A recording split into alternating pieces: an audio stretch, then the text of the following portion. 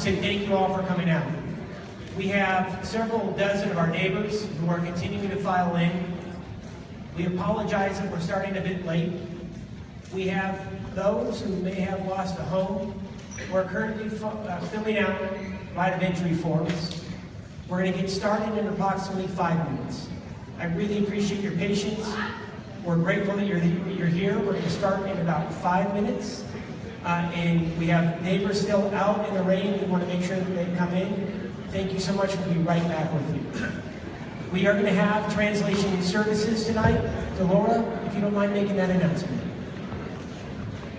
Buenas noches, damas y caballeros. Decía el senador McGuire que vamos a empezar más o menos en unos 5 minutos. Mil disculpas por el retraso, pero tenemos personas que todavía están entrando.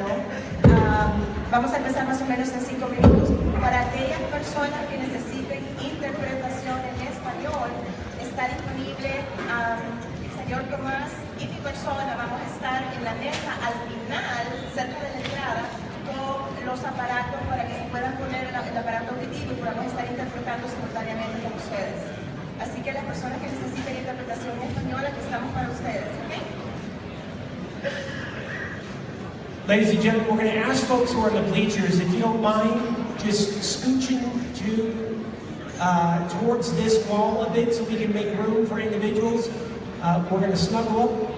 If you don't mind, just scooching towards this wall so we can make room for individuals who are coming in. We're also going to be getting some additional chairs in the gym.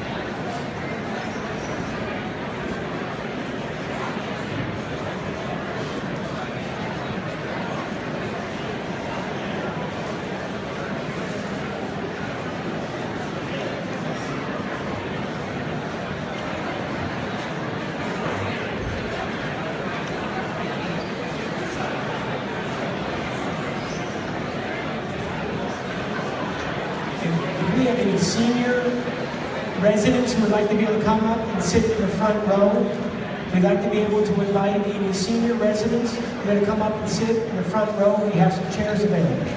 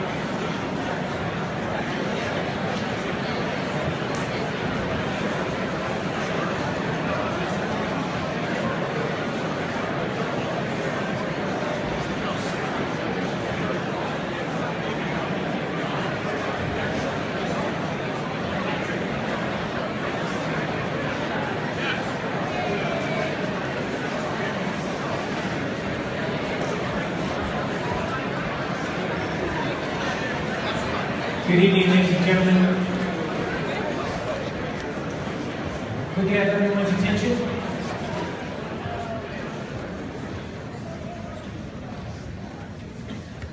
I want to take a moment to say thank you all for coming out tonight. I don't think we could be happier that there is rain here in Sonoma County this evening.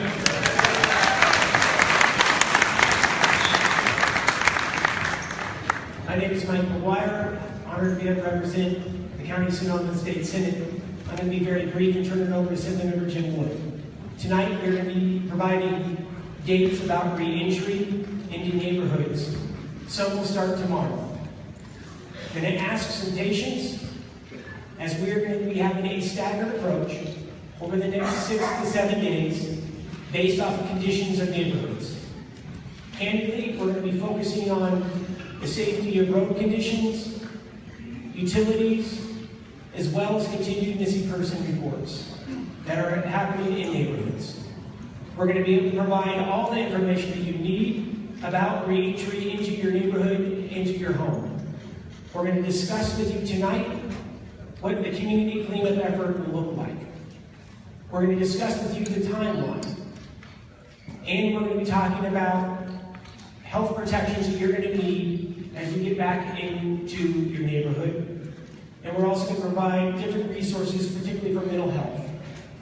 So without further ado, I'd like to be able to turn it over to Assemblymember Jim Wood. Excuse me, sir. Can we have a moment of silence for the people who lost their lives before we get into all of this? Thank you so much. Can you get your name, sir? My name is Dennis Richards. Dennis Richards. Just, I think, really appreciate that, Mr. Richards. Richardson. He has asked for a moment of silence, which I think is absolutely necessary. If we can all please bow our head and remember those in our community.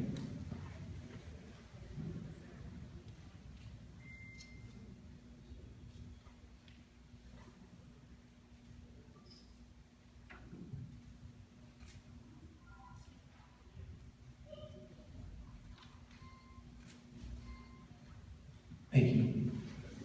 I'd like to turn it over to Assemblymember Jim Wood. I want to thank you all for being here this evening. Obviously, we're all here with a very heavy heart and a lot before us. And I want to just assure you that we want to get people back to their homes as quickly as possible. There are still real safety issues out there, and we were working hard to make that happen. I also want to make sure that you realize that we will be here every step of the way. We have seen unprecedented cooperation from the federal, state, county, city level like never before, and it's not going to end. We're going to be here for the long run, and we ask your patience. We're all getting through this together, and I want to thank you all for being here tonight. You may not get all this information the first time. Remember, we still have a local assistance center that you can get more information from, clarification. Use all the resources you have, and reach out to us if there's anything else you need. I'm going to pass this to Assemblymember Mark Levine. Thank you very much, Assemblymember Wood. Tonight is a night where we are going to hear a lot of information, also have a lot of questions answered. There are experts here from any number of local, state, and federal agencies. Every time I've spoken with them, I've been educated and learned a lot about the process that this community is going to be going through.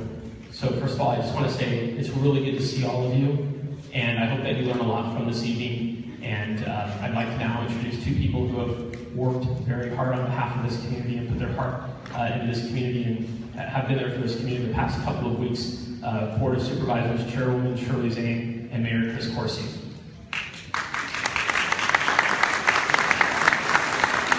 Thank you. I have to admit, it's so hard to know what to say. The loss that this community has experienced is overwhelming at times.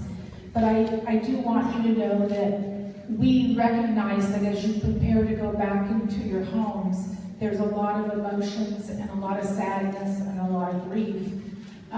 We're going to do everything we can to get you back there, to help clean up the debris, to get you back into good housing and rebuild as fast as we can. But I do want you to know that there are mental health people here tonight and back, and they're going to be waving their hands. And if you need to reach out to somebody, please don't don't neglect to reach out to somebody. Be good to one another, our neighbors, our friends. We all need each other so much right now. And I do want to add that as somebody who's cared for seniors for the last 20 years,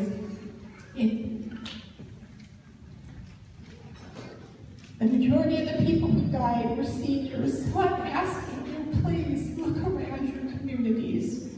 If you know seniors that are there and they might be isolated, reach out to them and love them.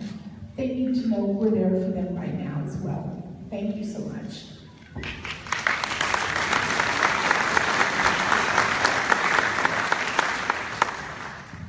Tomorrow we start the next phase of this disaster that we're still in the middle of. We're not going to finish it tomorrow. We're going to begin the next phase. Some of you will be able to access your properties that have been burned beginning tomorrow. Not all of you are going to be able to do that tomorrow. And I understand the frustration and anxiety that those of you who are waiting are going through right now. I'm not feeling it, but I understand why it's there. We are asking you, please, to be patient. The experts that we have helping us with this tell us that they have never seen a disaster of this size and scope. Ordinarily, we would be waiting until everything was ready, the whole area was ready to begin allowing people back into these areas. We're doing it step by step as areas get cleared. We're doing it as fast as we can. We will get you there. Please pay attention to the information that's coming out tonight, because even if you aren't one of the ones who goes home tomorrow, you will be soon. So thanks for being here, and thanks again for your patience.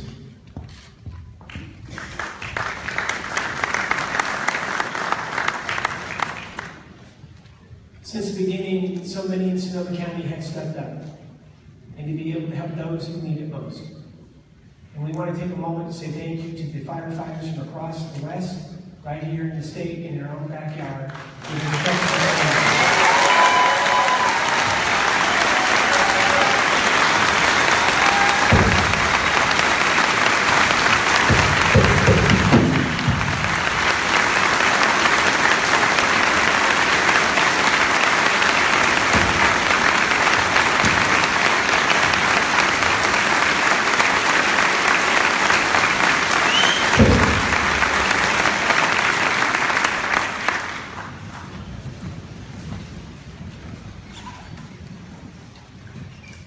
Well, good evening, and thank you for that. My name is Brett Gabea. I'm the Incident Commander for CAL FIRE Incident Management Team 1. I'm in Unified Command with Santa Rosa City Fire Department and Sonoma County Sheriff's Department. As I reported out yesterday morning, the night before last was a very good night for us, and we turned a corner on these fires. The weather is starting to cooperate with us. We've got higher containment numbers coming in. And all forward spread of these fires was halted the night before last. I'll throw a couple of numbers at you for these incidents and explain what those are going to mean as we move through the next week. The Pocket incident is 16,552 acres. It's 73% contained as of today. The Tubbs fire is 36,432 acres and 92% contained. The Nuns fire is 54,423 acres, and it's 82% contained. Thank you. It's important to understand containment numbers. We have fire lines all around these fires, and the forward spread is stopped. However, there's a lot of hot material along the line, so what we're telling you with those percentages are that those areas, that percentage of that fire, has very little probability of coming out, as most of the hot material has been taken care of.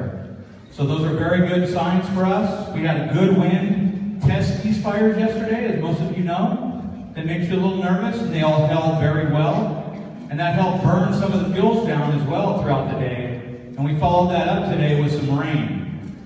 Perfect scenario for what we were looking for. So we feel very confident that we're going to move forward with this. And we're going to be here for a long term to clean up, to also do suppression repair, and continue to patrol and be there to support. It is important, there's a lot of questions. All these fires are still under investigation. There are investigation teams that it's quite a lengthy process in investigating and determining the cause of these fires. Thank you.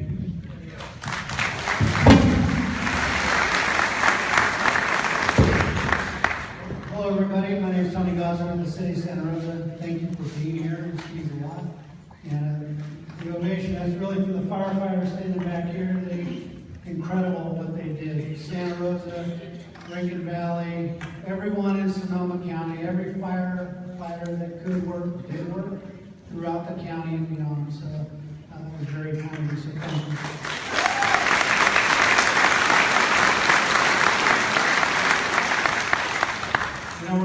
We're getting close to the end. We got a little bit of rain, like Chief Gavea stated, and that's helpful. But there's still some weather coming. It's going to get warm this week, so we got to be alert and pay attention. So with that, it is raining tonight. What I'd like to tell everyone here, with the road closures, we got congested streets. So please be safe. I need you to think of the other person. It's going to be busy out there, and the roads are going to be slick. So if you could, just drive slow, be patient, and take care of each other. And with that, we're going to take 5 questions. And we've got people with mics, and we'll get out of the way and we'll let everyone else. Thank you. Go to the gentleman right over here. Blue. Any questions?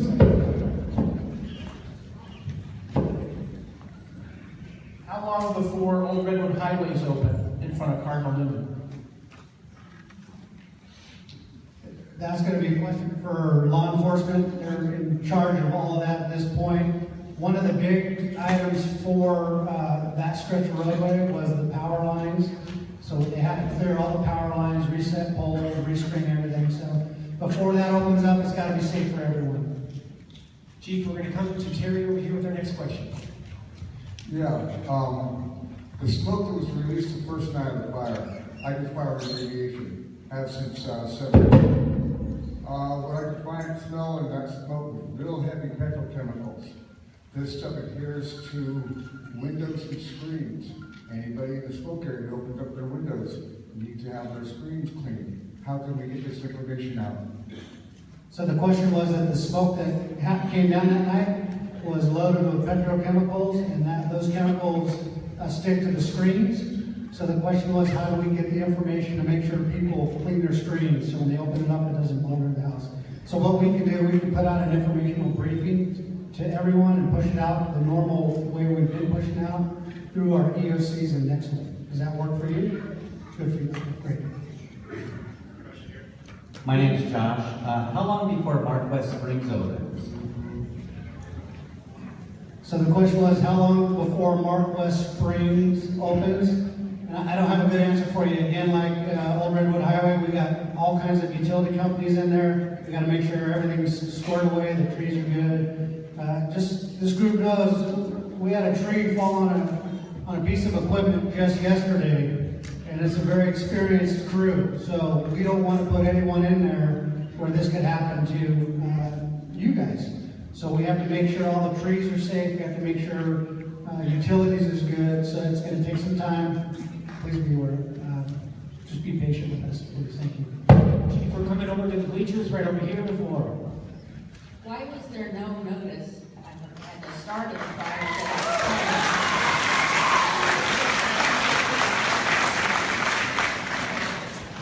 Yeah, it's important to note that this fire started in Napa County.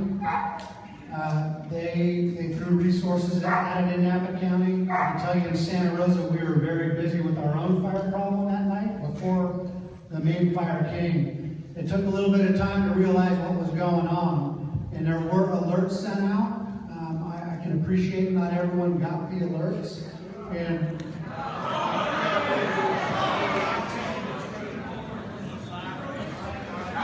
so when we realized that the fire was coming, we did a few things. We stood up our EOC. We recalled everyone back in the fire department to work on all our reserve equipment.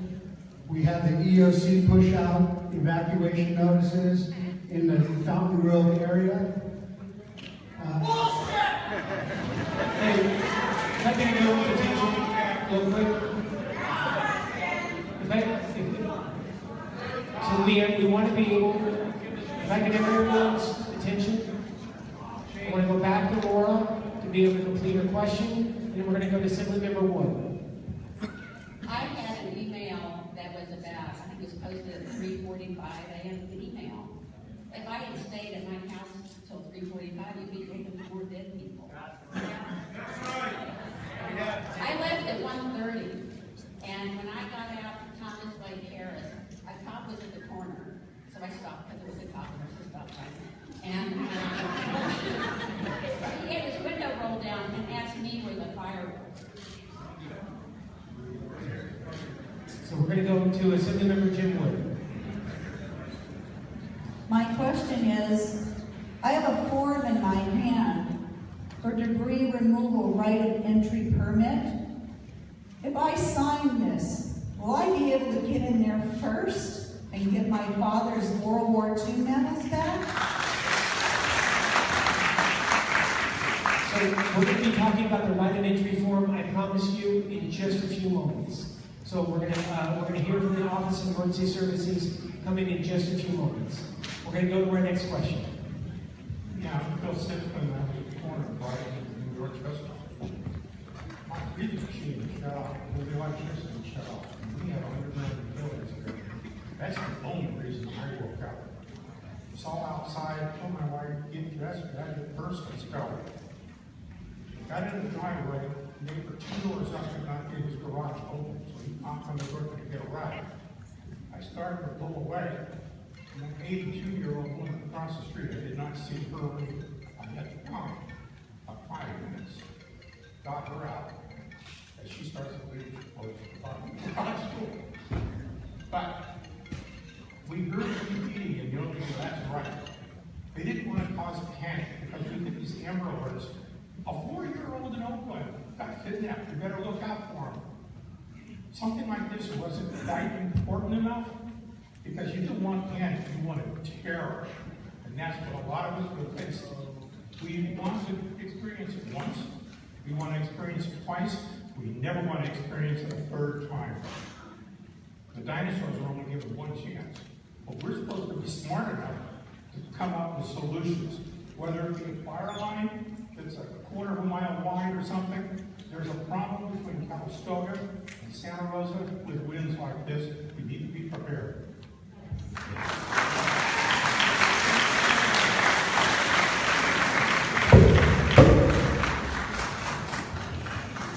Chief, we're going to come right over here, folks. We're going to go to our next question. I don't have, I take as my first name, although I live north of Reed Road, right in the red area of the fire. I had a landline. I got our warning from CDF at 11:35 to quote.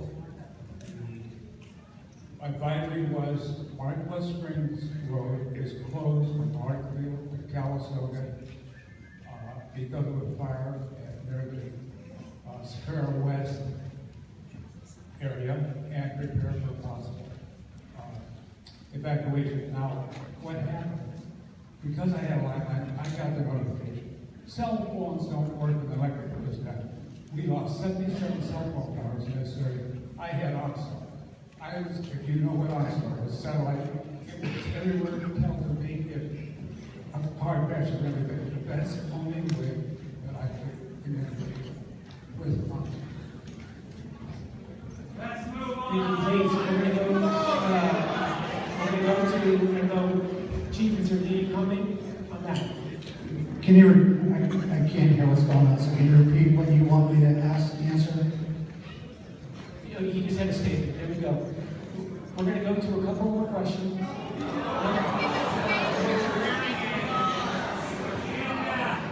So we're going to, I promise you, we're going to keep asking questions. We're going to have a conversation throughout this evening. What we want to also make sure we do is let you know which neighborhoods are going to be opening up tomorrow. So, that's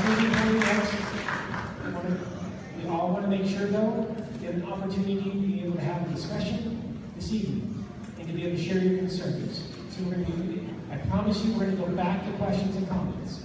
We're going to take 2 more questions. We have a young lady right over here, a gentleman right over here, and then we're going to go talk next from law enforcement. Sit in the room. Hi, my name is Sylvia. I'm in Coffee Park, and I am ahead of the game, but my question would be, is with the National Guard. I am waiting to move forward on some of the cleanup myself with going in with my large claim loss adjuster who has been turned away, and I can't move forward with getting money released until the National Guard allows us to go back in. I was told that as the homeowner, I can go in with my adjuster with my ID. I'm trying to confirm that because my adjuster is asking me for that information. Do you know when or if that is allowed, that we can go in with our IDs with our adjusters to move forward with our claims to get money released?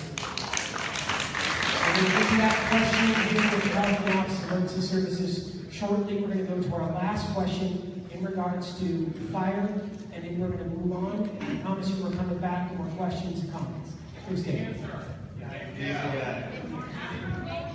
We're going to, California Office of Emergency Services will be answering that shortly. I promise you. We're going to come right back to it. I have it written down. We'll get right back to you. Dave, I lived my whole life here, and I just wanted to know, question off of Regan Road. I had some neighbors around the hill, had a vantage point that knew and saw the fire coming at 9 o'clock. And I know this is, you don't want a bitch session, but I want to know why, we weren't notified. I talked to some law enforcement that said the system didn't work.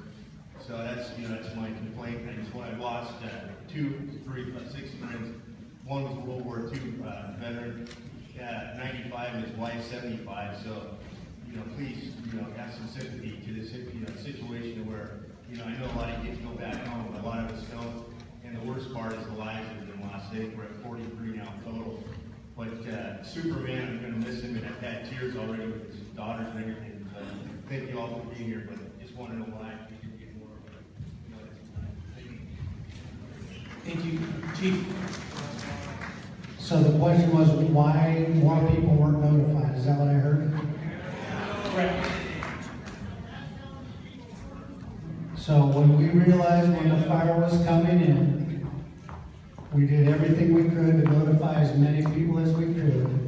We had law enforcement and fire department personnel knocking on doors, going through communities with sirens, talking on the PA, as well as other systems. You have to appreciate it. Let me tell you something here. I'm going to be real with you guys right now. There is 10 fire stations in the city of Santa Rosa. You had a fire that started in Napa with 70-mile-an-hour winds, and it pushed into Santa Rosa in 4 hours. Within that 4 hours, over 2,800 structures just in Santa Rosa alone burned. So I don't know what I'm supposed to do with that except tell you we did everything we could to let you guys know that there was a fire.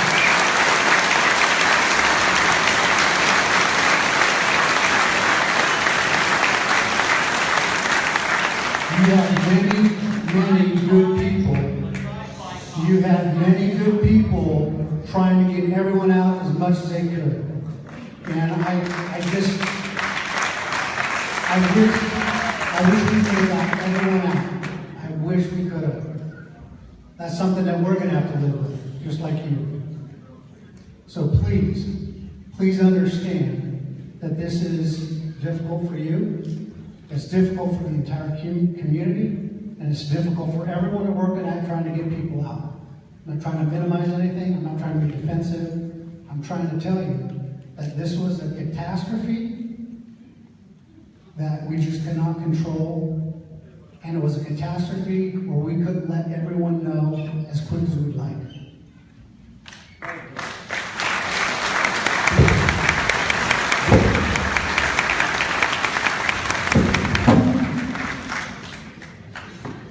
Share is that CAL FIRE has several investigators that are on the ground and have been on the ground in Sonoma Lake and Mendocino, in investigating the starts of these fires, number one.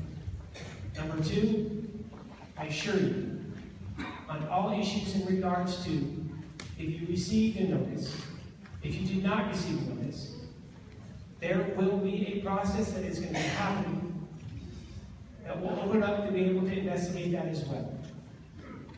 Tonight, I don't want to show any disrespect. What we'd like to be able to do this evening is to make sure you have as much information as possible. What we'd like to be able to transition to right now is the Sonoma County Sheriff's Office and Santa Rosa Police Department. We have a police chief here. Captain Essick is going to be talking about what it's going to look like if you live in the unincorporated part of Sonoma County and potential reentry. I will share with you, it is not going to be as fast, and I want to be candid, as all of us want. And I'm sorry. He is going to answer those two questions about, we heard about Reedley and we heard about Mark West. We'll try to answer it to the best of his ability. We're then going to hear from Chief Schroeder, who will talk about very specific neighborhoods that will be reopened. So without further ado, if it's okay with everyone, it's okay if we go to law enforcement and talk about that? So, this is Captain Essick. He's going to be talking about the unincorporated part of Sonoma County. Good evening. I'm very proud that the Sonoma County Sheriff's Office, 650 men and women, have been serving you 24 hours a day, 7 days a week for the last 11 days.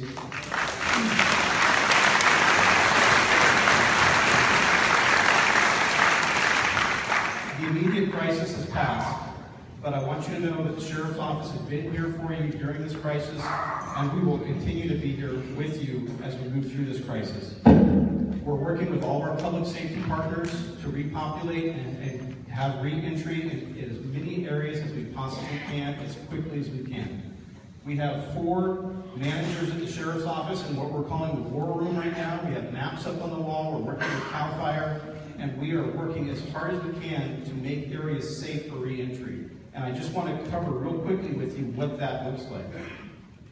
In order to get re-entry into an area, we have to make sure the fire threat's been mitigated. We have to make sure that we have traffic points in place.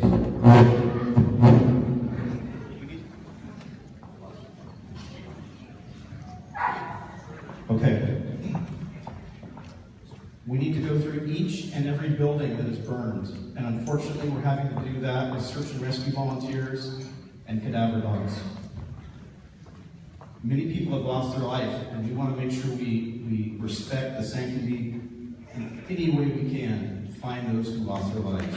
We don't want to have people come back into areas until we've actually done as much work as possible as we can to make sure that we've checked those boxes. We have to work with CHP. We have to work with county roads to make sure the trees are not going to fall on you. We have to work with PG&E and our other utility partners to make sure that gas is back on and it's safe, to make sure that there's telephone, electric, and that it's not going to hurt you as you enter these areas. Finally, we have to work with public health. As someone mentioned, we have millions and millions of pounds of debris has burned, and it contains toxic waste, it contains metals, plastics, petroleum products. We have to make sure it's safe for you to enter these areas. So those are just a few of the things that we're doing as we go through this. I don't have an exact timeline for you. I hope that Santa Rosa Police Department, I think they're going to be able to give you some more specific tables. We are working as fast as we can. I want to say in the next 2 days, maybe a week, that we'll be able to get entry into some of these areas. Remember, the Sheriff's Office jurisdiction covers a much larger area. We have everybody from Geyserville to Bennett Valley, east to Sonoma, and then right here in Santa Rosa, we have thousands of structures that are burned, and we're trying to go through each and every one of them to make sure they're safe. So I did hear the questions about Wartfield, Wickiup. I don't have an exact date for you, but it will happen as soon as possible. The next few days is our goal. You have to trust that we're working hard to get that done. What I would ask you to do, many of you already have done this, is go to Nixle. You can text 888-777, your zip code, and we're putting out Nixle updates that will tell you when an evacuated area or an area is ready to be re-entered. And also ask you to please Follow us on our Facebook. We're getting a ton of information out on our Facebook page so that you can be informed and know what's happening around you. I will stay here tonight as long as you need me to stay here to answer your personal questions. But right now I'm going to turn it over to Chief Hank Streeter.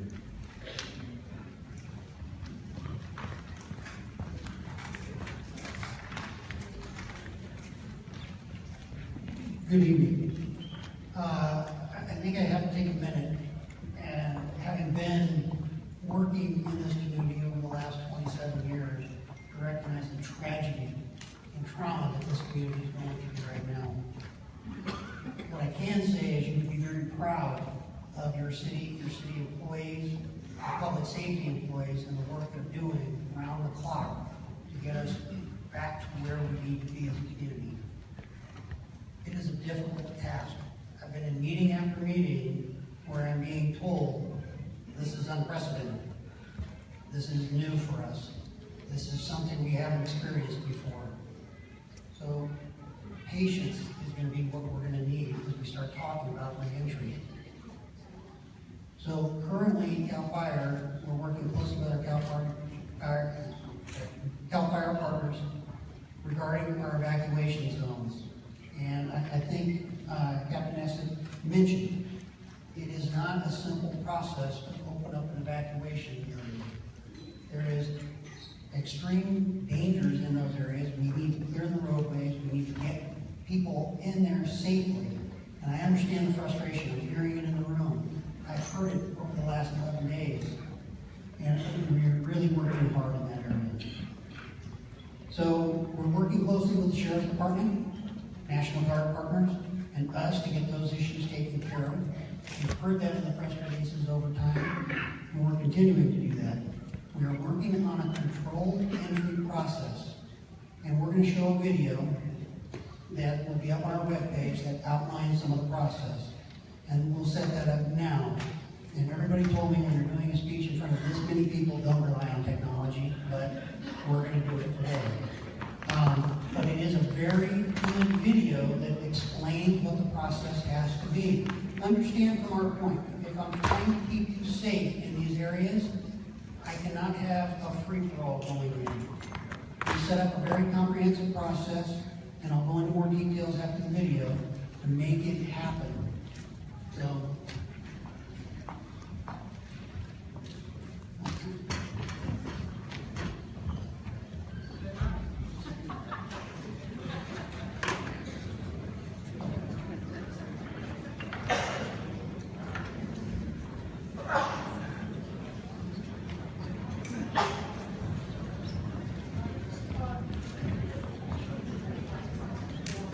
they will not be able to dim the lights. I'm sorry. The video will be available on the webpage. We wanted to make sure that you had a chance to see it tonight.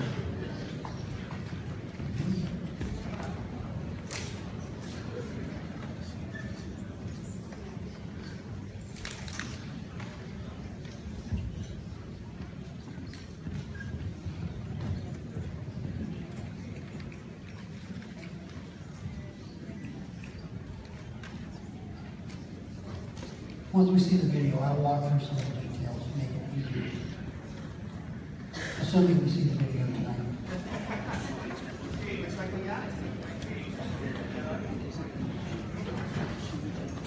Staff at the City of Santa Rosa Emergency Operations Center has been working closely with the County of Sonoma and CAL FIRE to get you back to your homes and property.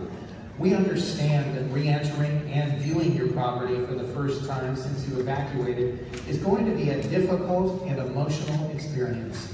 The City of Santa Rosa has been working hard to support you by creating an organized process to let you access your property as smoothly and safely as possible. The process not only allows you to enter while initially restricting the general public, it equips you with important information and a bucket of safety items to take with you when you visit your property. There are several steps you will go through on the day we open your neighborhood up for the first time since the fire. First, before re-entering your neighborhood in the City of Santa Rosa, you'll drive to a registration point, a large parking lot, and you'll be directed into one of several lanes. A staff member will greet you and ask for your address and identification. Then you'll be issued an entry permit. Next, you'll pull ahead to a distribution area where you'll receive safety items, including gloves, goggles, masks, a bucket, and more. Let the staff know what quantity you will need, which will vary depending on how many family members are with you in the vehicle. There will be a maximum of 2 vehicles per household admitted during the restricted re-entry period. Finally, you will drive to the controlled access point we've identified for your neighborhood. A police officer at the entry point will ask to see your permit. Once you're cleared, you will be able to drive to your home site and remain there until the area closes for the day. We have planned to have resources staged in your neighborhood, including food, water, counseling, and other assistance. We know this is only the start. It's going to be a long road ahead to rebuilding. The City of Santa Rosa is committed to doing everything possible to see our residents through this process with helpful assistance and compassion.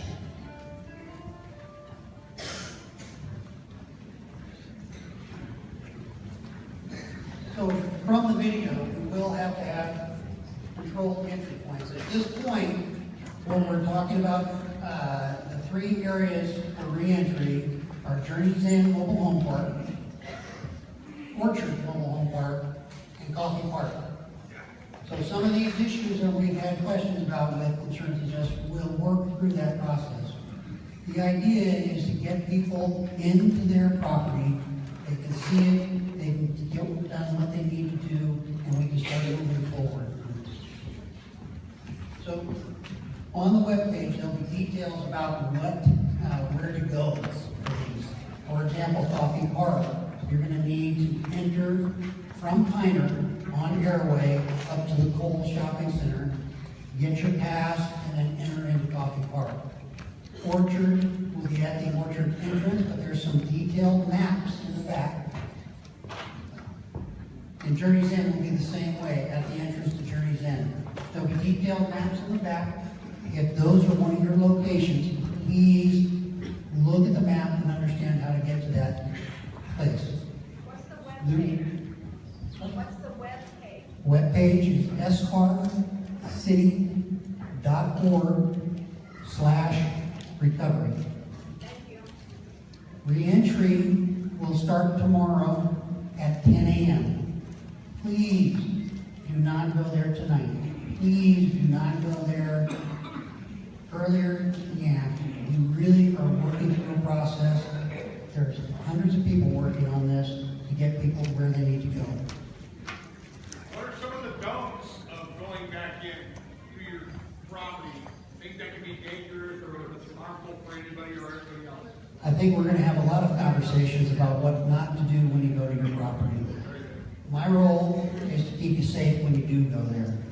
Sir, are those the only areas that are going to have the control areas or otherwise just going to be open at some point in time? For instance, Fountain Grove. Fountain Grove, we are not ready to open up yet because of some of the mitigation in that area that we're still working through with water, power, and some of the other areas. We will work through the same process.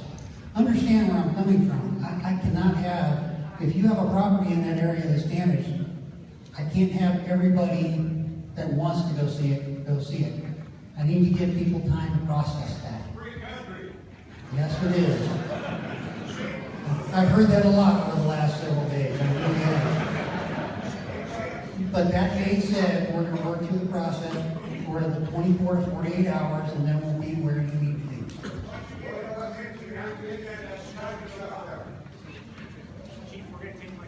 Yeah. I think what they're going to do is take questions at the end, and we'll talk about some of these details. Please go to the webpage. Please look at the maps in the back on this. During the process, you will get a pass. I'm asking 2 cars per residence. I'm not talking about people, I'm talking about 2 cars. Because there's still issues there on the roadway that we're trying to deal with. There is a lot of things we got to move through. And if everybody is coming through, certainly family members, people who want to help you be there, friends, but we really need to work through that process.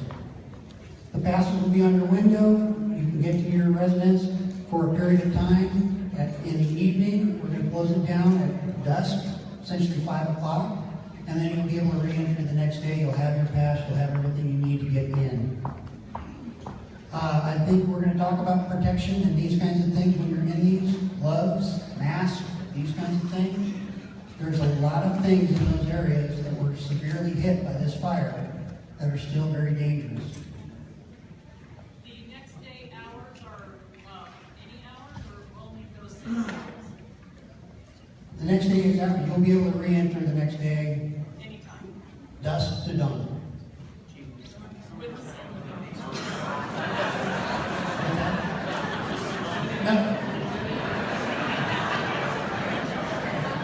Okay, first day, 10 a.m. till 5. The next day, we'll have information on the webpage for it. I'm sure my PIO will have that information. But the next day, you'll be open. You'll have your pass, you'll have your process, you'll be able to go right through the checkpoints. Okay? Please have ID with you. I'm really trying not to have everybody in there that shouldn't be in there. I'm trying to get the residents back into there with their family and friends that need to process some of this. So with that, I'm going to tell the webpage again. That's SRC /recovery, and also the call center 543-4511. We'll take questions at the end. Pay attention to the maps in the back, the webpage, and work through the process. 10 a.m. tomorrow, Jerry's Inn Mobile Home Park, Orchard Mobile Home Park, and Coffee Park. And we'll make announcements for further areas in the near future. I'd just like to add on the chief's statement there. The sheriff's office process will be very similar. There may be small differences, but our process for reentry will be very similar to the one just described to you by Chief Schrader. Our phone number to reach, first of all, what I want to say is we will be making our announcements about reentry into these areas through Nixle. We'll be making them through press releases and on our Facebook. So please, as I mentioned earlier, sign up for those so you can be the first to know when we're making announcements about that. But if you don't have access to those kinds of things, the internet, you can call 565-3856. That's 565-3856.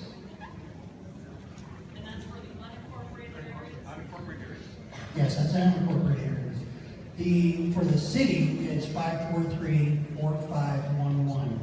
And we'll be putting announcements up there all the time, especially for those areas that are not opened up yet. So ladies and gentlemen, what we'd like to be able to do now is we heard from the gentleman, thank you, about what are the don'ts. What should we not do when we head back to our neighborhood? We'd like to be able to introduce Christine Sosko. She's the Director of Environmental Health. She's going to be talking about the protective gear that you need to be able to have, as well as all of the don'ts when you head back to your home in your neighborhood. Christine Sosko. Good evening, everybody. Over in Health, Sonoma County Health, Sonoma County Health, we've been working diligently to both protect your health and safety, but also get you returned home as quick as possible. And we are currently working on the reentry plan.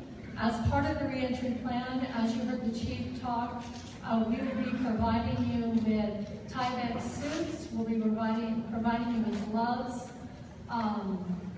goggles, masks, and then booties for your shoes.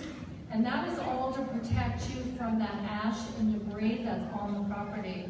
The ash and debris on that property is not the same as that ash and debris that you would find in a general wildfire.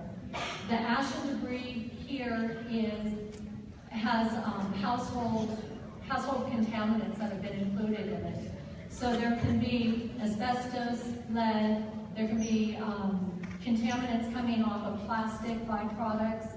You can also have heavy metals, you can have pesticides, you can have a lot of other contaminants that are in that ash. Until that ash is fully classified, we at Health are trying to take the utmost caution and protect you as best as we can by giving you these guidelines. So having you be able to put on that protective equipment when you go into that site is really important. When you're there, we ask, you're probably going to want to look through the debris a little bit. It's fine to look through the debris to take out personal items. You don't want to be removing debris itself and start a cleanup process out there. And that we don't want you to start because we have not classified that ash and that waste, and we do not know what hazards are involved. So as far as personal belongings, if you're finding an heirloom or anything like that, yes, you can take that. And then when you leave that area, we're asking that you remove all your protective equipment and actually put it on the site so that you're leaving it behind. So you're not bringing that back into your cars and you're not bringing it back into your homes. We also are asking that if you can leave your children at home, we highly recommend that because we don't want to have children running through that. As our Cal OES put earlier today, they're closer to the ground. But we really want to protect them, and we also want to protect your animals too. So be really, if you can leave your animals and your children behind when you come, that would be the best. They can also track that ash back and forth through the property. So as far as debris removal, there is a process. So there's the hazardous materials sweep that goes through the properties. They look at they identify any hazardous materials, they sweep those materials out. After that is over, they come back and they do debris removal. And that is done by contractors who understand the hazardous waste and know how to deal with that properly. As they're doing the debris removal, we're asking that you be aware that Cal OES, Cal Recycle have a program that they will cover the debris removal. If you go into your property ahead of time and you start that debris removal, we have two big concerns. One of those concerns is your health and safety. We don't want you in there disturbing, aerosolizing that ash, getting it in, within you, and we don't want you also bringing that around the neighborhood and spreading it. We also have a concern that if you start the debris removal process, you can possibly disqualify yourself from the reimbursement program. So we want you to be really aware of that. Tonight, I think almost all of you got this right of entry form. This is for people that will be returning to their properties. And the right of entry form basically authorizes the other agencies to go in and start debris removal. They will remove all the ash from the property, they will remove all the debris from the property, the foundation, and then they will come down into the soil and remove some of the soil that is laden with that ash and debris. We're going to hear from OES shortly. They'll talk a little more about timeline. That ash then has to be characterized before it can be disposed of properly at a site that can handle hazardous waste. So the other thing I just wanted to touch on tonight was repopulation. So those of you that will be returning to your homes, we want you to be aware that when you're returning to your home, your power has been out for a long time. Your food is probably no longer good that's in your refrigerator. We want to stress that all perishable items be tossed out. Also, any items that are wrapped in anything that is permeable. So if it's wrapped in paper or plastic, anything that is permeable, you want to throw those out because of the smoke and the heavy heat. Also, your canned goods. You want to look at your canned goods really closely. Your canned goods, if there was very high heat in that area, your canned goods could also be spoiled. So you're going to want to toss those out.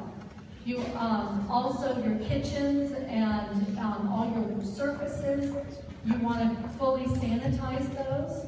You want to wash them with warm soapy water, and then you want to come behind that with a mixture of bleach and water. It's a couple cupfuls to a 5-gallon bucket. It's not a very strong dilution, but it's strong enough to sanitize that surface. And then you leave it on the surface. You don't towel it off, you let it dry on the surface. And that will give you a safe surface to eat off of.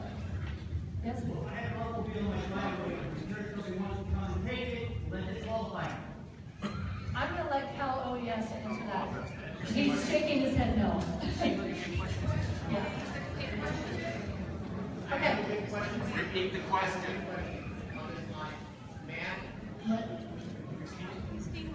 We'll take questions at the end, okay?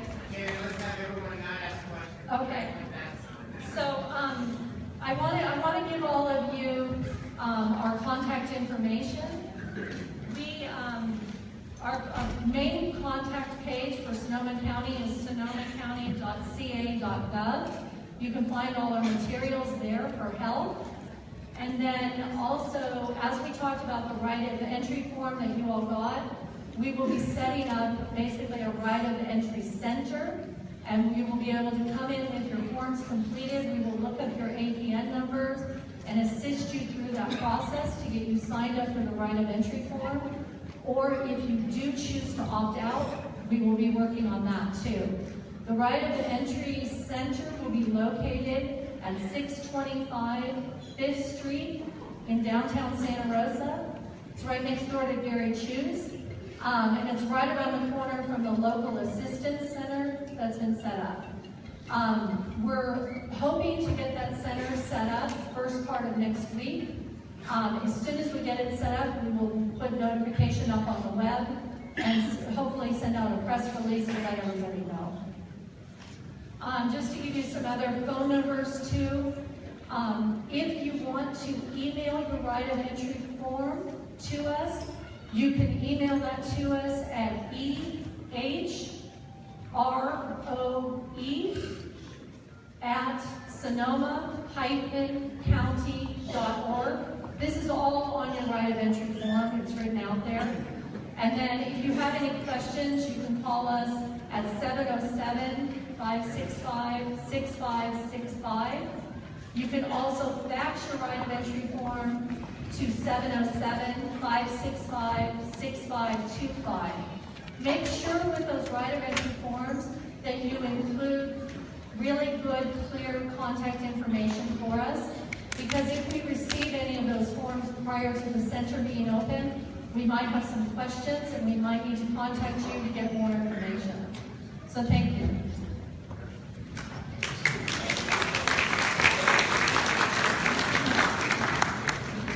So tomorrow, in Santa Rosa, those 3 specific neighborhoods, re-entry will begin. Each one of your homes is a sacred site. We want to be able to get all of you back into your neighborhood as quickly as possible.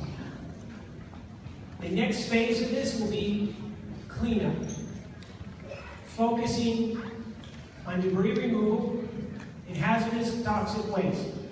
We're going to turn it over to the California Office of Emergency Services. We'll be talking about the process for debris removal, description of how the removal process will work, what's the timeline, how long will it take, and where do you get those right of entry forms? We have 1,500 here tonight. So I'm going to turn it over to Eric Lamoureux. He's one of the best. He runs all of Northern California for the California Office of Emergency Services, and he is now calling Sonoma County home for the next several months. So we can welcome Eric to Sonoma County.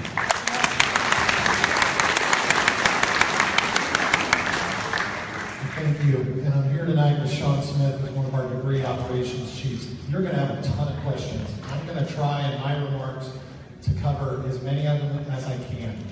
We've had this conversation in communities all over California, so we have a sense of what your concerns are with what we're going to offer to you. We'll answer the questions now. We'll stay here for as long as we need tonight to answer all of your questions. But I want to start by telling everybody that I can't begin to relate to what you've gone through if you've lost your home or you lost a loved one as part of this catastrophe. I just can't. I've never been through it. What I can relate to is the fact that myself, my leadership, we've supported communities like yours throughout California and across the nation countless times. So we understand what's going to be required of us to support you. And my job as the senior executive here is to ensure that all the resources of California state government that can be provided are provided. And we'll continue to do that. As the senator said, I don't live here. I live in Placerville, California. I arrived here Thursday night. Before Thursday night, I wasn't a resident of Sonoma County, but I am now. And I will continue to be here with you side by side along with our team until we get you to the point of being able to rebuild and recover. And so that's what I want to talk about tonight. You know, our job at Cal OES, we've got an absolute catastrophe here in Sonoma County, but as you all know, we've got 6 other counties where we lost homes, not on the scale and magnitude of what we're dealing with here. But when we look at how to support communities, we have to look at the whole picture that we've got in front of us. Sonoma County and 6 other counties. The scale of this cleanup operation is unlike anything we've ever experienced in California. We don't have enough resources at the local level or state level to get the job done.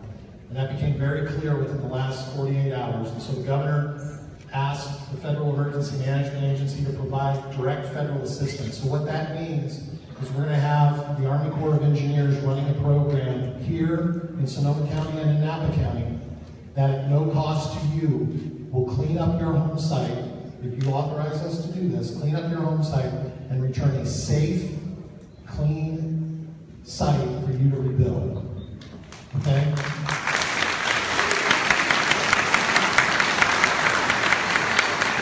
This debris, as our environmental health director indicated, this debris poses a significant health and safety hazard. The more that we can get everybody to agree to allow us to clean up your home site to a very high standard, the safer you will be, the safer your neighborhood will be, and the safer the entire community of Santa Rosa and Sonoma County will be. If we try to attack this as a government program, plus individuals doing their own thing, we're going to end up leaving the community not nearly as clean and safe as we all want it to be. So I know you've all got a lot of questions. There's probably a little bit of distrust. It sounds too good to be true. But let me assure you, we've done this time and again throughout California. We did it very successfully with the Valley Fire in Lake County a couple years ago. Senator McGuire can speak to our successes there. The governor's request for federal assistance has been granted. We are in the process of mobilizing, the federal government will be in the process of mobilizing contractors. And to the extent that we can utilize local contractors, we're going to do that. There's going to be more than enough work in Sonoma and Napa and everywhere else in Northern California to go around.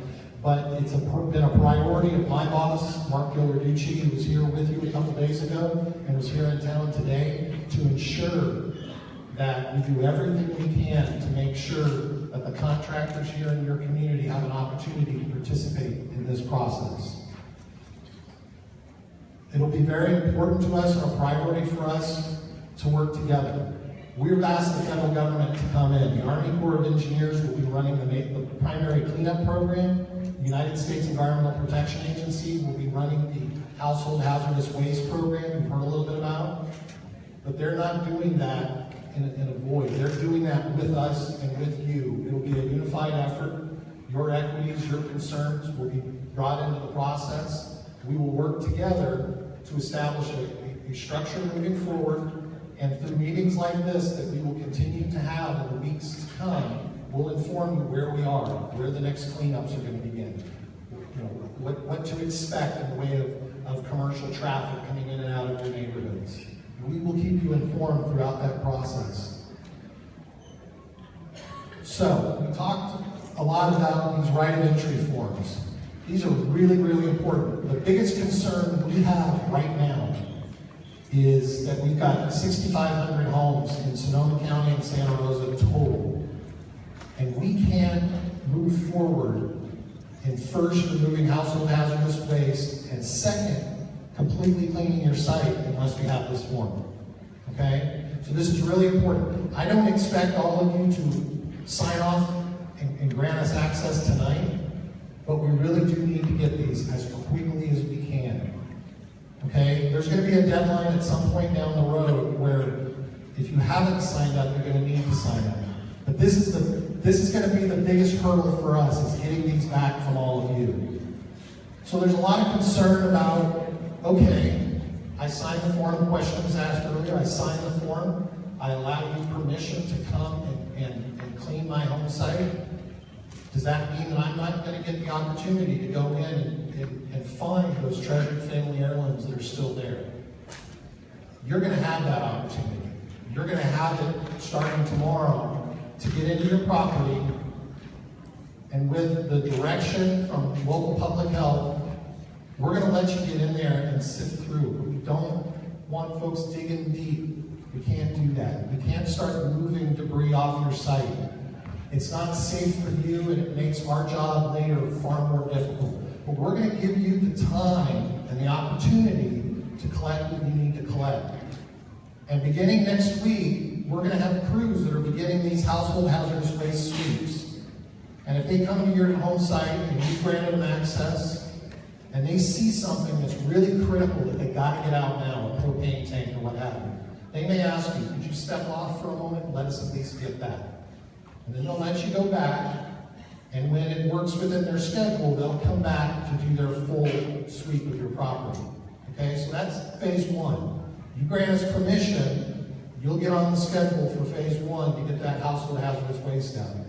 Then what's going to come second is a contractor will come in and remove everything. All that'll be left is your driveway. It's important to leave the driveway so when you're rebuilding, there's a staging area for all your equipment and supplies. Okay? But we're going to remove everything else.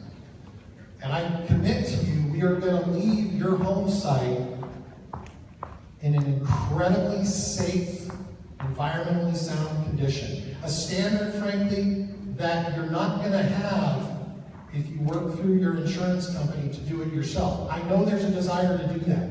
You don't want to wait for us. But we've done these projects time and again throughout California. And the more that we can get the entire community on board, the better off your home site's going to be, and the better off our entire community is going to be on the back end. And we're going to move as quickly as we can. We are setting incredibly ambitious goals. We want to have your community cleaned and returned to you by early 2018. Okay?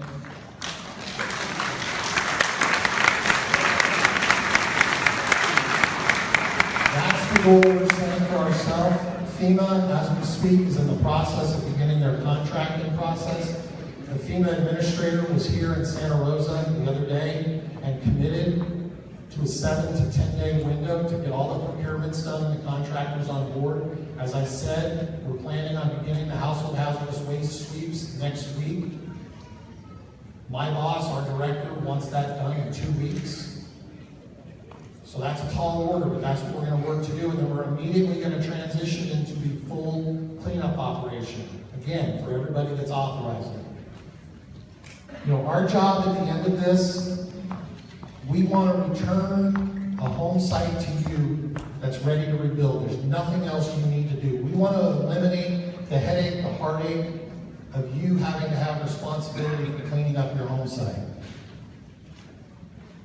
You know, at the end of the day, as I said, we're going to be here with you until we're through with this. And we're still going to be with you as you're starting to rebuild, because there's going to be a lot of complexity to help your community rebuild better than it was before.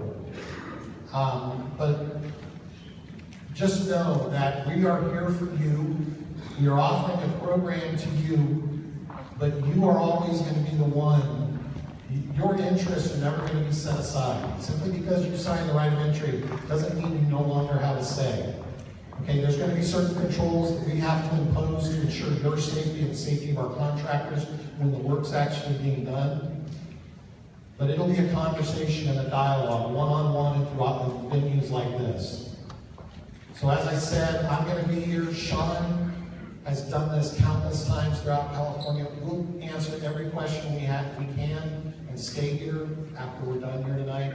But I hope that you'll all give this some very strong consideration. It is a good deal. It costs you nothing. It eliminates the headache and heartache, and it will allow you and your entire community to get on the road to recovery far sooner. So thank you for allowing me to be here tonight.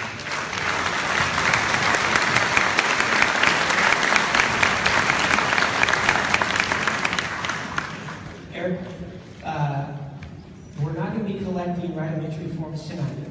So where should folks be prepared to take them as folks have been filling them out? If you want to talk about that, or Christine Sosco, if folks are filling out tonight, the right of entry forms, Christine, come on up.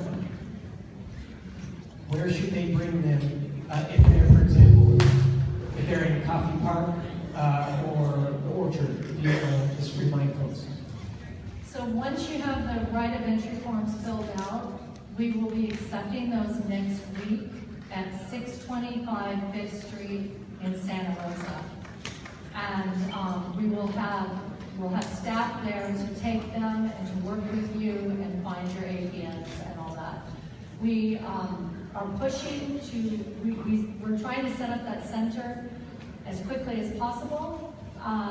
We're hoping to have it open at least by Wednesday, but we're pushing for Monday. As soon as we have it, we will post it on the website that it is available. And the hours? We will put it up online and you would be able to download it. There is also an email. You could email it into us, but there's some information in there that we might need to call you back and get that further information from you. We're going to be answering additional questions in just a bit, I promise. What we'd like to be able to do, though, so we have individuals who also need housing. And we have our neighbors, some neighbors, less than 300 now, are in shelters. So what we'd like to be able to talk about next is the transition from shelters to the next step to temporary housing. With that, I'm going to invite Eric back up to be able to talk about temporary and transitional housing options. Then we're going to talk about the local assistance center and mental health resources. And then we're going to open it up for questions and comments. Eric. Thanks. I'm actually going to, I think it's important to give our partners from the federal government, FEMA, a chance to speak on their housing program. They're going to be the ones helping us do that. So Robert Recipe, who's my counterpart from FEMA, is here to speak to that. Thank you, Eric. Good evening. I'm here to discuss two options that we have available to currently meet the housing need as we currently look to long-term.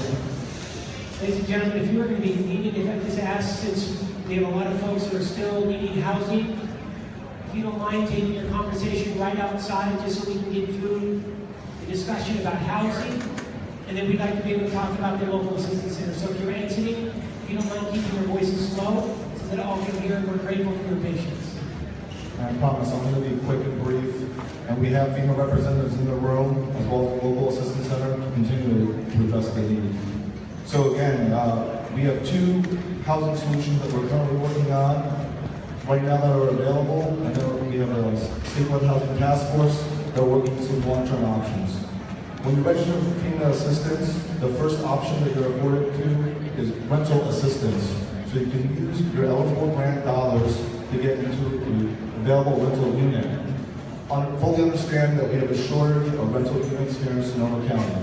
But again, that is an option that's afforded to you under the Individual Households Program when you register for FEMA assistance. The second program that we turned on unique to this disaster is transitional.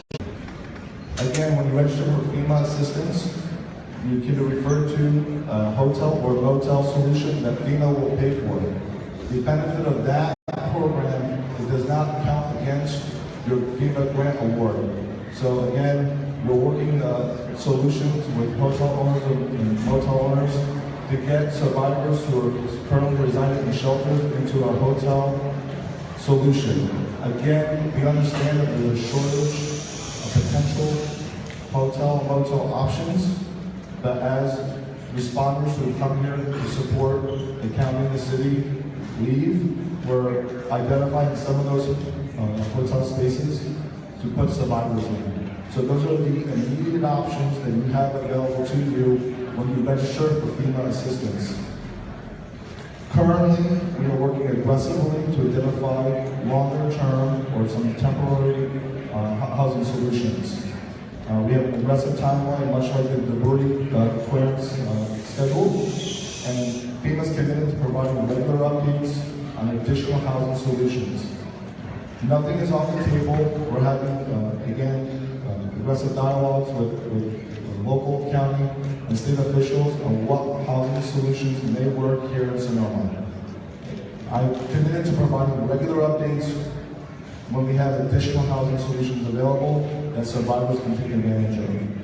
The most important thing that you can do right now is to register for FEMA assistance. If you have not done so, there are multiple ways to do that. One way, and the easiest way, is disasterassistance.gov. The other way is calling our 1-800 number, which is 1-800-621-3362. Or you can visit the local assistance center where we have applicant services specialists who are there to answer your questions and register you for FEMA assistance. There's one thing I also want to point out that's important and sometimes often overlooked. When you register for FEMA assistance and you have homeowners insurance, depending on how you fill out the application and what was stated, you may get an immediate rejection letter from FEMA. Please, if you feel that you need assistance and that you received a rejection letter, an error, or you were underinsured by your insurance, work with FEMA, call us back, come to the local assistance center, you're eligible for it. So we want to ensure and are committed that every survivor, everybody who lost their home, has a place to go. With that, I'll turn it back over to the Senator.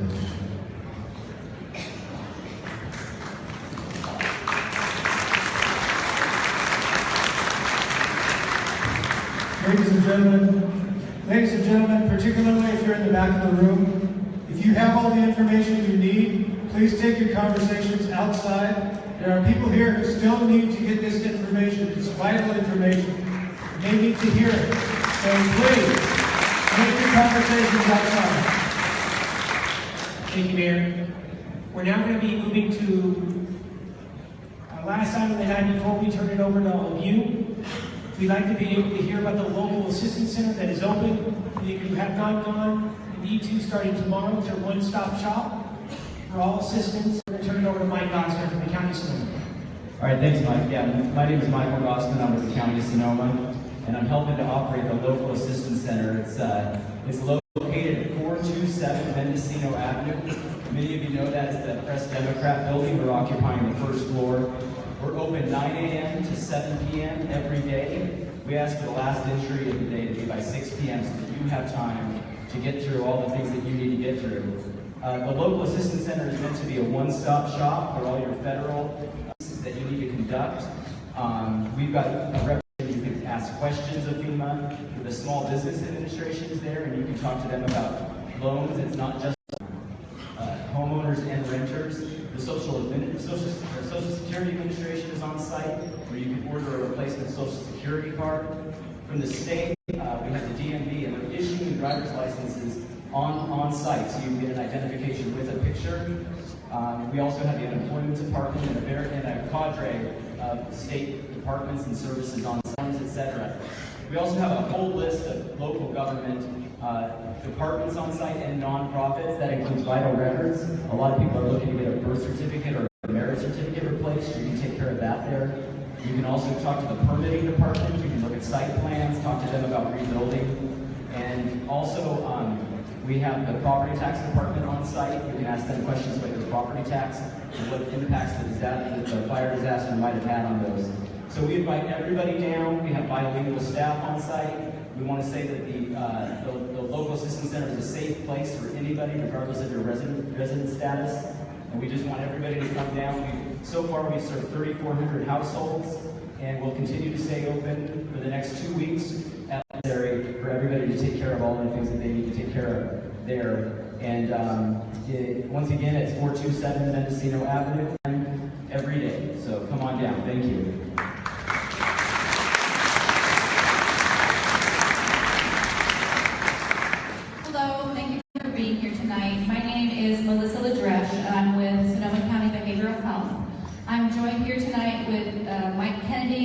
Director of Behavioral Health. Diane Madrigal, she's one of our section managers, and then we've got 6, 7 other staff from public health and behavioral health that are counselors. Can you raise your hands?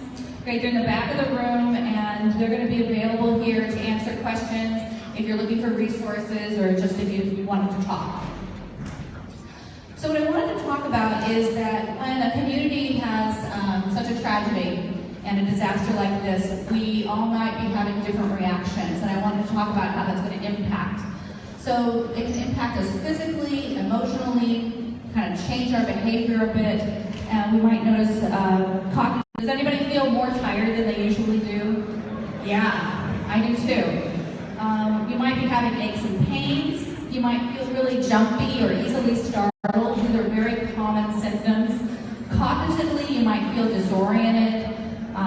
You might have difficulty concentrating. It could be that you're feeling it's difficult to remember things.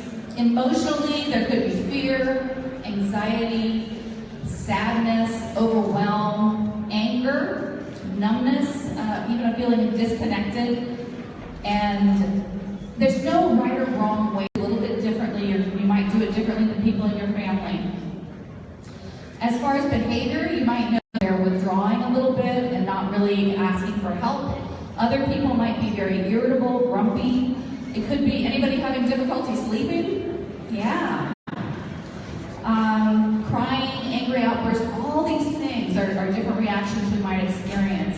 So some of the things that you can do to help with this, first of all, we really want to talk to people. Talk to supportive people in your life. Really connect to your support system, family, friends, whatever communities you have. If there's a religious community you're involved with, contact your neighbors, and get support from where it is in your life is really important. You also want to think about healthy coping strategies. So sometimes we might, think about drinking a little more or smoking something, but you want to stick with the healthier ones. They're going to help you move through this more easily. So that's going to include kind of moving, exercising. Music is really helpful, listening to music. Also, plan an enjoyable event. So sometimes when something so difficult is happening, we forget to take care of ourselves and have things to look forward to. So you really want to get joy back into your life in whatever way you can. When you're talking to children, some things that you really want to do are pay attention to them and really listen. You want to spend more time with children than you normally do with your children. And with the little ones, a lot of cuddling, hugging, they might need a lot more of that. And with them in activities, if it's a game or doing something together with them. Allow children to ask questions, and they'll actually kind of tell you what kind of information they need by their questions. So a 5-year-old is going to ask a different question than a 10-year-old or a 17-year-old. Children, just like us, don't like to feel helpless, and they might want to find ways to do something to feel like they're contributing. And a few things that they can do are writing a caring letter to somebody they're worried about, if there's a family member or a neighbor or someone that they're concerned about. The other thing they can do is write a thank you note or a drawing to first responders and say, thank you so much for what you've done to our community. You want to let children know that they're not to blame when bad things happen. Sometimes they think that they are. Avoiding violence, so avoiding violent movies or cartoons is best right now because it could lead to more trauma. And you really want to model the self-care. So the things I talked about earlier, getting back to some sort of routine. We're not probably ready to get back to our full regular routine, but trying to find a little bit of routine is really comforting to all of us. What that is, eating healthy meals. I know that we're all probably hitting that comfort food pretty hard, but make sure there's some vegetables and fruit in there. Drink lots of water, try to get enough sleep, exercise. Deep breathing, when it's a safe place to breathe deeply, is very helpful too. So all of our staff here, including myself, will be in the back of the room, will be available if you want to talk. We have handouts that I think many of you took that look like this and discuss some of the points I talked about, and then on the other side there are the resources that we have in our community. And these are in both, the packet contains both English and Spanish. Thank you very much. So if everyone is okay with this, we'd like to be able to open up for questions and comments. So what's going to happen is Senator Wood's going to work this side. We're going to have each of them. We're going to, we may only have one mic. So let's see if we can get this mic figured out and how we can figure this out. So we're going to ask all of our presenters to please come to the podium. We're going to start right over here. State your first name and the direction in which you'd like to be able to go with your question. This nice lady right here, if I can speak to her. Hi, Christine. My name's Steve. I just want to talk to you about the toxic cleanup and the repercussions for the people. There are people that whose homes survive right next to homes that have this toxic. So when the people move back in and they are actually doing the cleanup, what type of precautions do those people have to maintain, right? This is happening all around so many people, I mean, like right next door sometimes. So is there something you would suggest? And Christine, before you answer, if we can work that third microphone, see if we can get a third microphone out. Thank you, Christine. So the first thing I want to say is please do not use leaf blowers or blowers to remove ash from Please do not use leaf blowers or blowers to remove ash from your property if you're next door to a fire and there's a lot of ash on your property. We're really concerned about you aerosolizing that ash and causing more health concerns from that. So that is definitely one of our biggest concerns. I'm going to let Sean from OES talk to you a little bit more about some of the cleanup outside, what you can do in your home, and let him carry it from there. Good evening, folks. My name is Sean Smith. I'm with Cal OES. I'm the statewide debris coordinator. I want to start off, this is my first time speaking to you. I'm so sorry. All around with the debris teams, cleaning up communities after fires. That's my job. That's what my teams do. So to address the question about the homes that are left next to the burned areas. So first of all, if you see ash blowing in the wind, you need to make a call in immediately to environmental health and tell them you have ash blowing. Once the debris teams start, we will water the lots. We will bring water trucks out and we water those lots. We want that material on that lot to be wet and soupy. We don't want dry dusty. What we do with it as we're cleaning the lot, to protect the environment and protect folks around it and everybody, what we do is we line the dump trucks with plastic. We take the wet soupy material with an excavator from that lot, and we put it in that dump truck. We wrap it up like a burrito. And an entire, they call it burrito wrapped material is where it goes. But that way we're protecting you that are still living next door to this, and we're protecting everybody we drive past.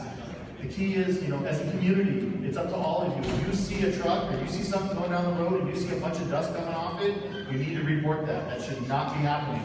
That should not ever be happening with my crews, but also there will be private folks out there too. There will be different people doing different things. Watch the dust. If you see dust in particular matter, you have to report that. That should not be going around. Now, if you have a home that is still standing next to burned homes, I don't know the material, but there's that will neutralize the acidic compounds of the ash. As the gentleman said earlier, clean your screens, clean your windows, get your property. When you're living in this house, it has burning material next to it. While those fires were burning, it was depositing materials on your home. So clean your home. Wash it off.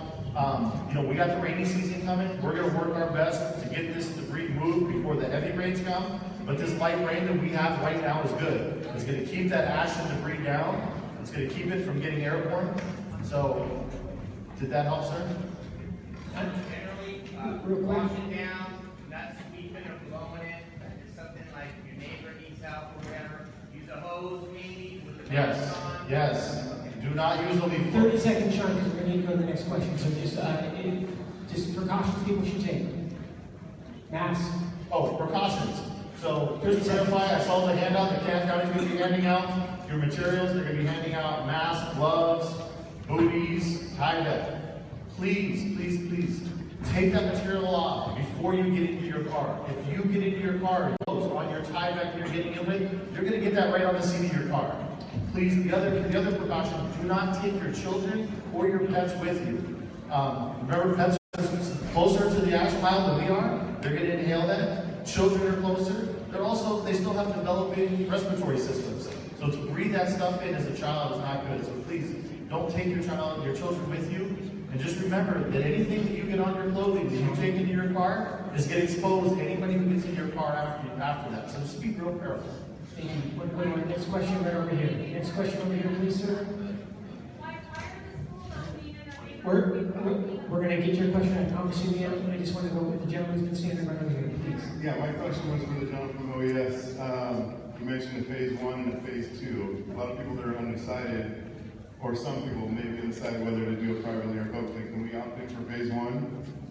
You test it, take the household toxins, and we, certify it, qualify a contractor? We really want to be able to do the full project for you. It's gonna be better for you. It's gonna be better for the community. So, and by bifurcating it, it makes the overall. If we allow that as an option, it makes the overall complexity of our ability to efficiently get through this a lot.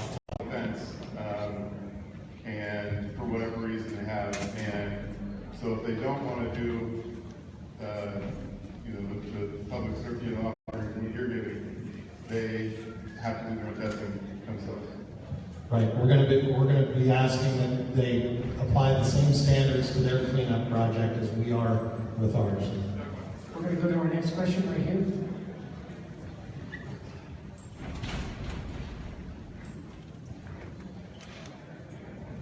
So, I understand that not anyone can go into their property at the moment.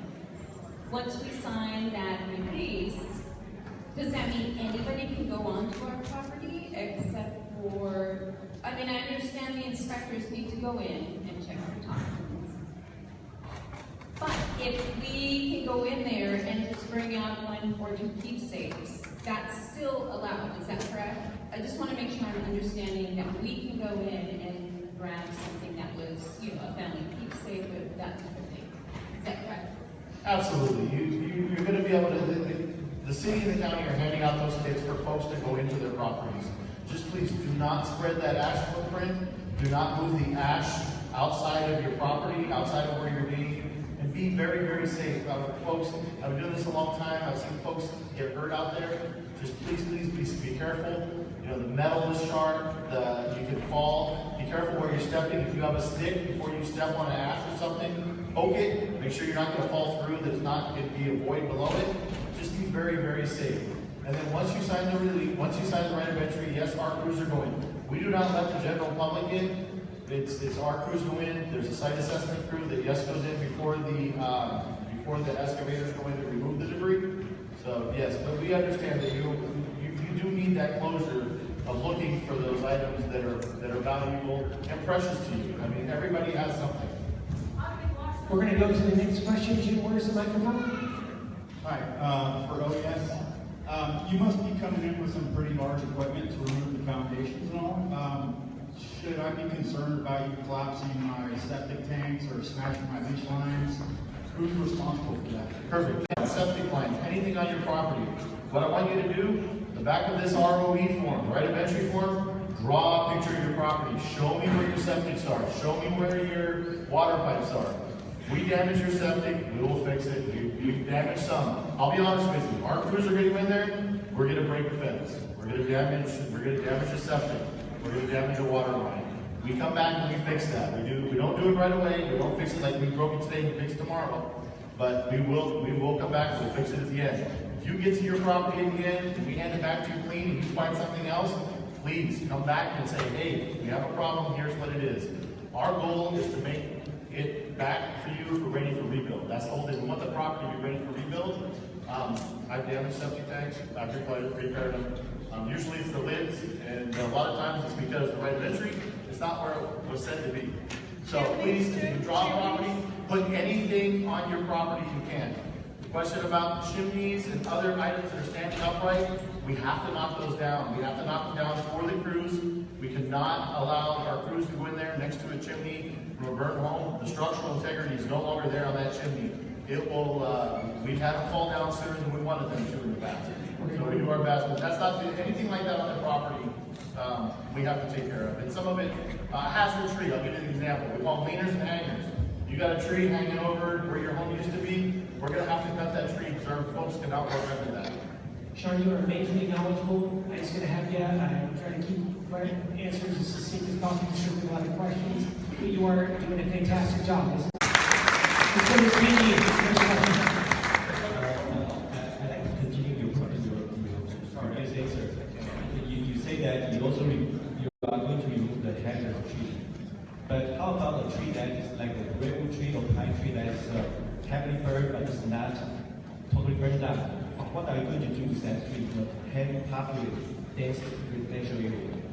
Okay, so the question is about the trees that aren't a hazard to our crews. We cannot remove those under our program. Those trees, we're going in to eliminate what we call the public health emergency, public health threat, which is the ash and the debris. But those trees that are not a threat to my crews, I cannot cut. Now, what you should do is start, there's going to be a lot of nonprofit and non-government organizations coming through. They will come through with tree services. They always have after every fire. I can't give you the names of those, but after every fire I've been to, too many to count, those folks come in afterwards to help. It's more of a longer process to cut the trees than a short process to eliminate the threat. But the trees, you know, look at that, but I don't think cut the trees that threaten my crews. Next question.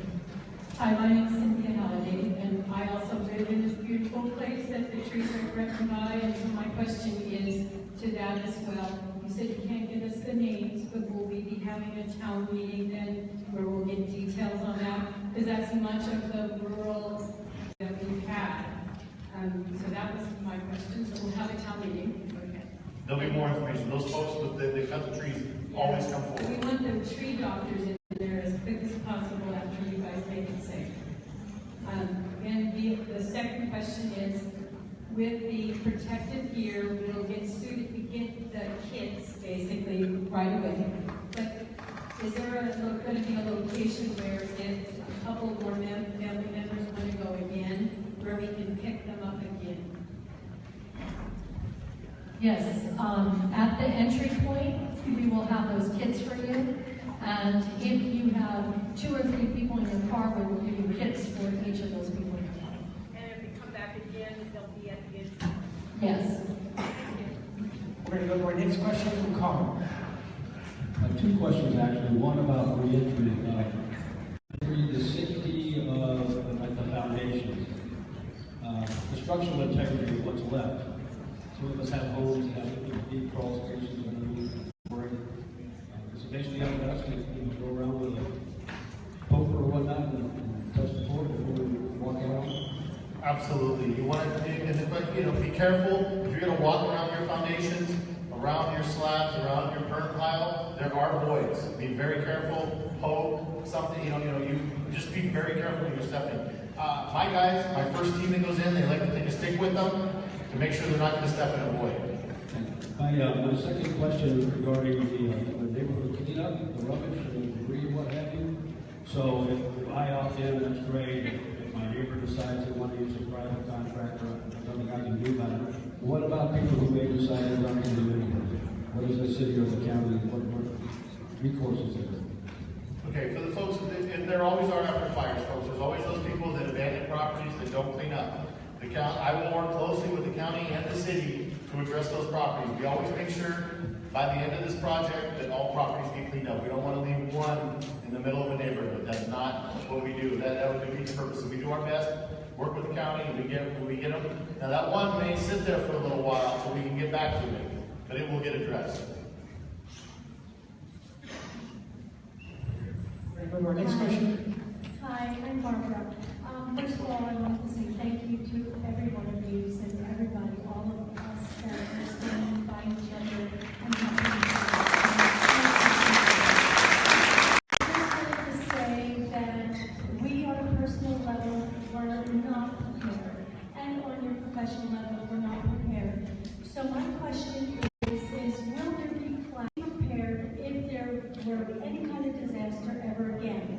That would be very helpful to all of us.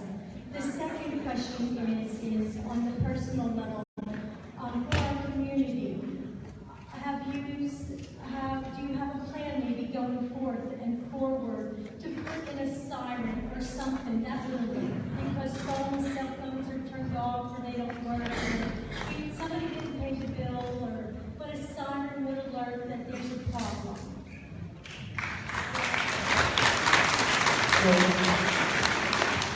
what I will share with you, full evaluation about the notification system. Know that there's already been discussion started. I'm going to be honest, we are so focused on making sure that we all get you back into the neighborhoods and making sure that we get folks housed. But you have my commitment, I think you have everyone's commitment up here. We are going to be having that full evaluation of what we can do better. So, in there. We're going to take a look at what happened first. We're going to take this incident apart, thread by thread. We're going to find out exactly what everybody has right now. We don't have all the answers yet. Once we do, we're going to learn from those. We don't want this to happen again. So, I can't tell you what the answers are going to be, but I can tell you we're going to get them and we'll learn from them. We're going to go to our next two questions. We're going to go to Chris and Ritz. My question is about this chill roof I have. It's still covering much of my lot, and I have